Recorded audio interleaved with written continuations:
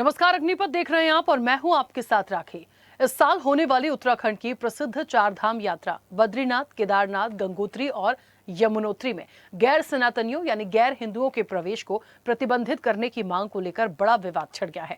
बद्रीनाथ केदारनाथ मंदिर समिति यानी बीकेटीसी और अन्य स्थानीय मंदिर समितियों द्वारा इस तरह के प्रस्ताव पारित किए जा रहे हैं, जिसके बाद ये मुद्दा धार्मिक और राजनीतिक बहस का विषय बन गया है। दरअसल गंगोत्री मंदिर समिति ने सर्वसम्मति से गैर हिंदुओं के प्रवेश पर प्रतिबंध लगाने का फैसला किया है। वहीं बद्रीनाथ केदारनाथ मंदिर समिति ने 10 मार्च 2026 को एक बैठक में अपने अधीन 47 मंदिरों में गैर सनातनियों के प्रवेश पर रोक का प्रस्ताव पारित किया है। मंगलवार को हुई बद्री केदार मंदिर समिति बीकेटीसी की बैठक में यह फैसला लिया गया। बद्री केदार मंदिर समिति ने फैसला लिया है कि अब बद्रीनाथ केदारनाथ धाम समेत बीकेटीसी के अधीन 47 मंदिरों में गैर सनातनियों के प्रवेश पर रोक रहेगी। इसको लेकर अब सीएम पुष्कर सिंह धामी का बयान आया है।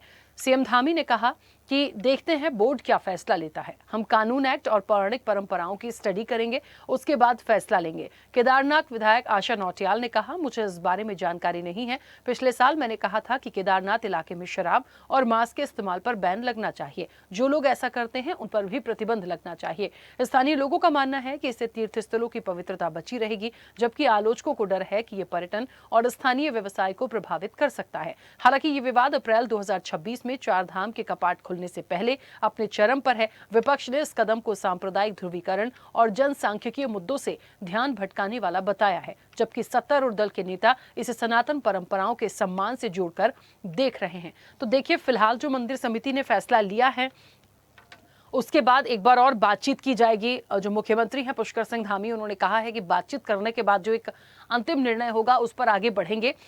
लेकिन काफी समय से इन सब चीजों की मांग हो रही थी और ये जो डिसीजन लिया गया है, मुख्य जो तीर्थ स्थल है वो तो है ही, इस पूरे प्रेमाइसेस में जो 47 मंदिर इनके अधीन होंगे उनमें भी जो गैर हिंदू हैं उनकी जो एंट्री होगी वो प्रतिबंधित होगी। तो ये फैसले को कैसे देखा जाए? वाकई जिन लोगों की चिंता है कि जो पर्यटन है प्रभावित हो सकता है, उसे किस तरीके से लिया जाएगा, क्योंकि विपक्ष के अपने अलग एक सवाल हैं। चर्चा करेंगे, कुछ प्रतिक्रिया है, पहले वो सुनते हैं। क्योंकि बोर्ड ने क्या निर्णय लिया है, स्टेक होल्डर से भी बात करेंगे। सबसे बात करने के बाद जैसी सबकी सहमति बनेगी और जो एक्ट है, कानून है, पहली पुरानी मान्यताएं हैं, पौराणिक चीजें हैं, सभी का हम लोग एक बार अध्ययन करेंगे। जो हमारा केदारनाथ है बहुत बड़ा आस्था का केंद्र है और बहुत दुनिया के सनातनी, दुनिया के श्रद्धालु केदार बाबा के दर्शन करने आते हैं, हमारे चारों धाम के दर्शन करने आते हैं। तो मैंने ये कहा था कि वहाँ पर किसी भी प्रकार की जो गतिविधियाँ मांस मदिरा को लेकर होती है उस पर प्रतिबंध होना चाहिए और ऐसे लोग जो इस तरह की गतिविधियाँ वहाँ पे करते हैं उन पे भी प्रतिबंध होना चाहिए। श्री बद्री केदारनाथ धाम मंदिर समिति द्वारा गैर सनातनियों के प्रवेश पर प्रतिबंध का निर्णय सर्वथा स्वागत योग्य और मंदिर की पवित्रता, शुचिता और उसकी पावनता को बनाए रखने के लिए बेहद जरूरी था। हम मंदिर समिति के इस निर्णय का स्वागत करते हैं। इसके साथ ही अब बद्री केदारनाथ धाम ये मंदिर समिति है, इसके अंतर्गत आने वाले सभी 45 मंदिरों में गैर सनातनियों का, ऐसे लोगों का प्रवेश वर्जित हो जाएगा जो वहां की पवित्रता को भंग करते थे। देखिए, जहां तक गैर हिंदुओं का धार्मिक स्थलों में प्रवेश की बात है तो मैं आपको कहना चाहता हूं कि श्री केदारनाथ जी और बद्रीनाथ जी धाम कोई पर्यटक स्थल नहीं है, बल्कि एक सनातन परंपराओं का सर्वोच्च आध्यात्मिक केंद्र है। यहाँ प्रवेश का प्रश्न नागरिक का अधिकार नहीं बल्कि धार्मिक आस्था और परंपराओं का है। आदि शंकराचार्य जी इस पूरी व्यवस्था को बना के गए थे और ये आदिकाल से ये व्यवस्था चली आ रही है, उसी का पालन हम लोग कर रहे हैं। और समय समय पर लोगों की लंबे समय से ये मांग रही है कि जो हमारे धार्मिक स्थल हैं, जो हमारे इस तरह के जो बड़े धाम हैं, इन स्थलों पर जो है कि गैर हिंदुओं को प्रवेश जो है कि वर्जित होना चाहिए। जिस तरह का आपने देखा कि कुछ समय से यहाँ पर एक माहौल को खराब करने का प्रयास किया गया है, तो लोगों ने इस पर कहा है कि सभी जो हमारे जो स्थल है, जो धार्मिक स्थल है, उन पर जो है कि ये पूर्णतः गैर हिंदुओं को प्रवेश वर्जित होना चाहिए।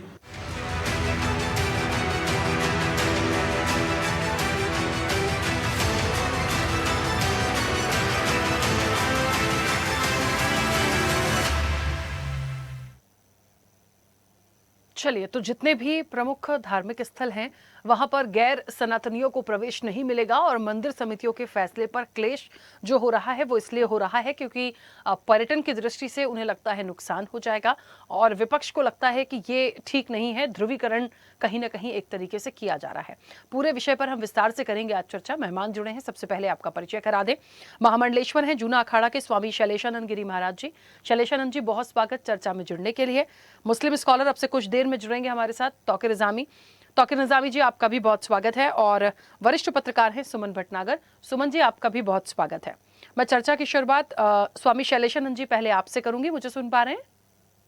जी बिल्कुल सुन पा रहा हूँ। महाराज जी, कैसे इस विषय को देखते हैं? क्या हो सकता है? निर्णय सुनने में बहुत अच्छा लग रहा है और जिन लोगों की जरूरत नहीं है वो भी बहुत अच्छी बात है, आप उनको प्रतिबंधित करिए। अनुच्छेद 26 जो है वो इसका अधिकार भी देता है। एक अंतिम निर्णय आएगा, मुख्यमंत्री एक बार फिर सभी से बात करेंगे, लेकिन जो अलग अलग क्वेश्चन इस पर उठकर आ रहे हैं, विपक्ष के अलग क्वेश्चन हैं, पर्यटन की दृष्टि से अलग सवाल आ रहे हैं और इतना लंबा वक्त हो गया है। हो सकता है मांग पहले से हो, लेकिन अब इस पर इतना विचार करके आगे बढ़ा रहे हैं। किस तरह का निर्णय इसे आप देखते हैं, क्या होना चाहिए? जी, स्पष्ट है राखी जी, ये विषय के ऊपर हम निरंतर रूप से कई वर्षों से चर्चा करते हैं, पर इसको मेरी जो मत है वो सदैव से रहा कि किसी भी धर्म का जो क्षेत्र होता है वो पर्यटन क्षेत्र नहीं होता है। वो वहाँ के रीति रिवाजों का, वहाँ के नियम कानून कायदों का, जो कि उनके निजी धर्म के अधिकार के तहत आते हैं, उसका क्षेत्र होता है। तो उसके मध्य क्षेत्र के अंदर तो किसी को प्रवेश उन लोगों को नहीं देना चाहिए जो उस विधा के नहीं है, उस विचार के नहीं है या उस धर्म के नहीं है। किंतु एक चीज ध्यान रखेगा, इसको कुंद मानसिकता के साथ में प्रचारित या प्रसारित नहीं करना चाहिए। ऐसे कई सारे धर्मावलंबी है जो कि विधर्मी है, दूसरे धर्म के हैं, उनकी रुचि हिंदू धर्म को जानने में होती है।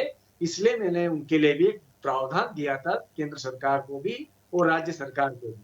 वो ये था कि जो केंद्रित क्षेत्र है, जैसे मंदिर परिसर है, मंदिर का जो पूरा क्षेत्र है, उस क्षेत्र को आप तीर्थाटन क्षेत्र रखे, वहां पर विधर्मियों का प्रवेश वर्जित रखे।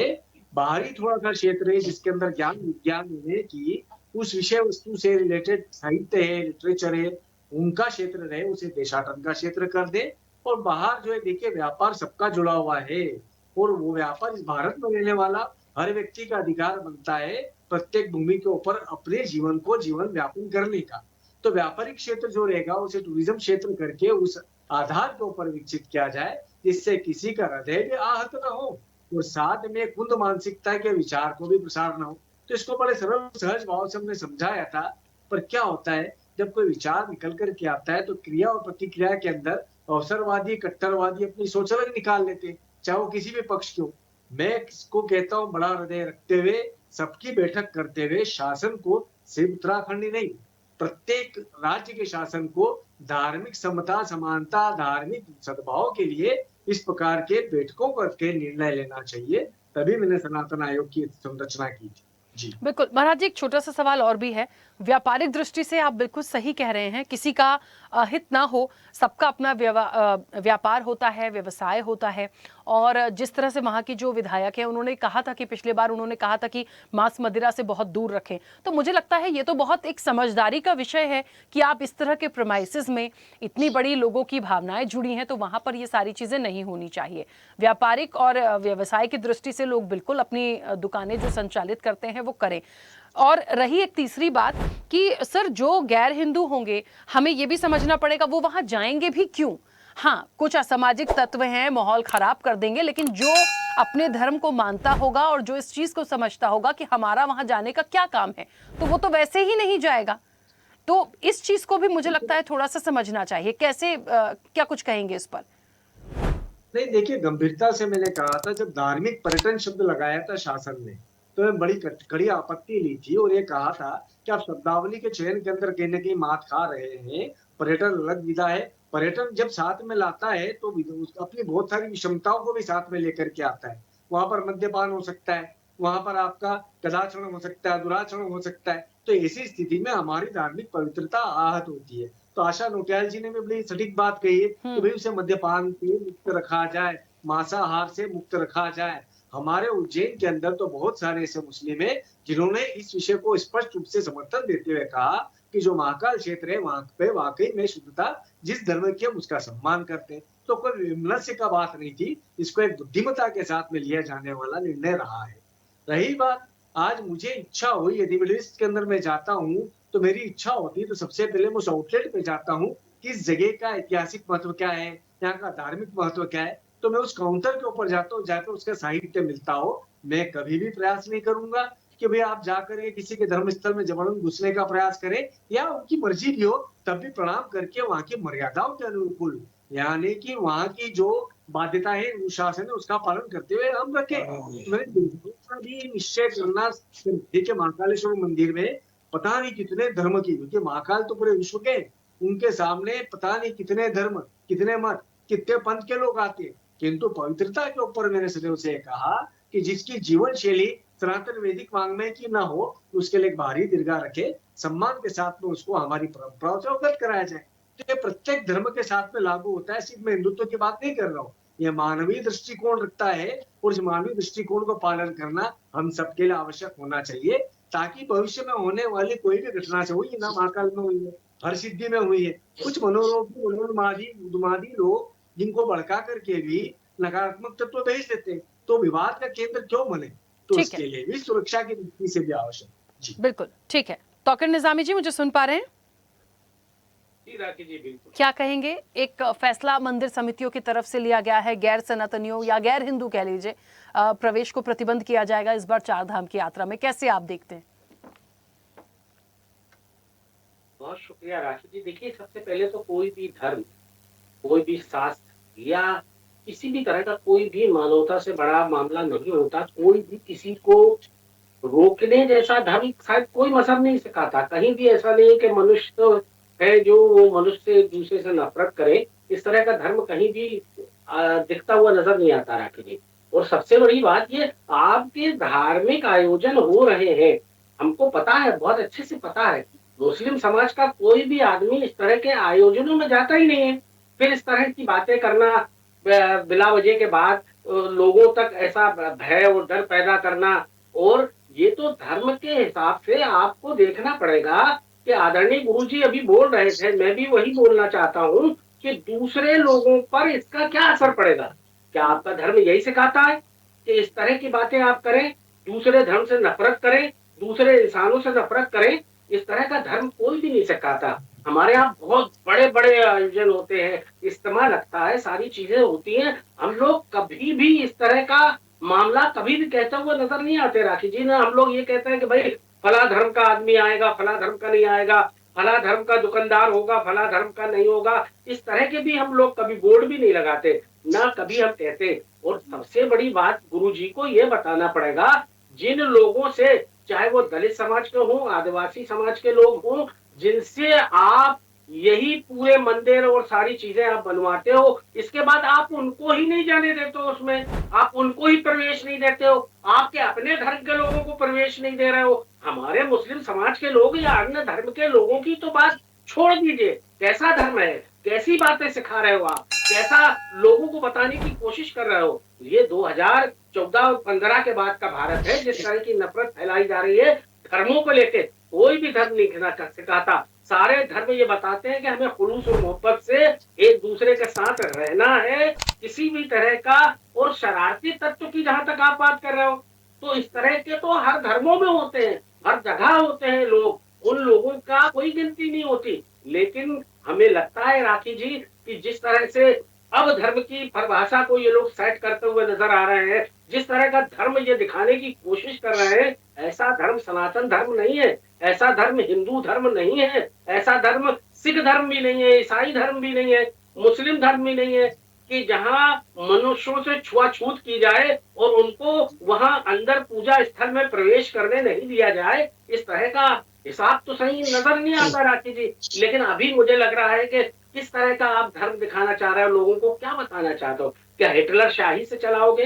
क्या कट्टरपंथी से चलाओगे?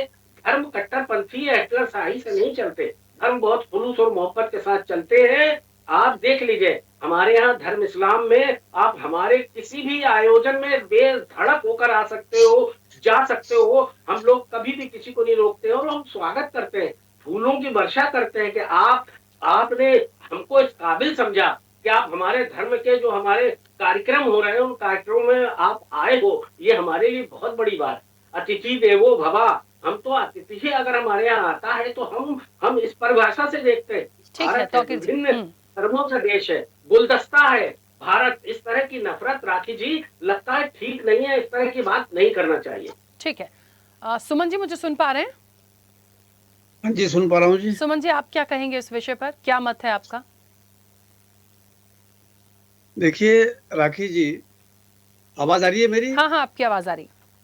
हाँ, ये बहुत संवेदनशील मामला है और अगर ये बढ़ता है आगे तो इसके दूरगामी नतीजे आपको नजर आएंगे देश के अंदर। स्वामी जी ने एक बात अच्छी कही कि हर धर्म की अपनी अपनी आचार संहिता है, उसके नियम हैं, उसके कानून हैं, उसकी सीमाएं हैं और उसके तहत ही धर्म अपनी सारी संस्थाओं को चलाता है और अपने नियम लागू करता है। लेकिन जो हमारा देश है वो सर्व धर्म समभाव वाला देश है।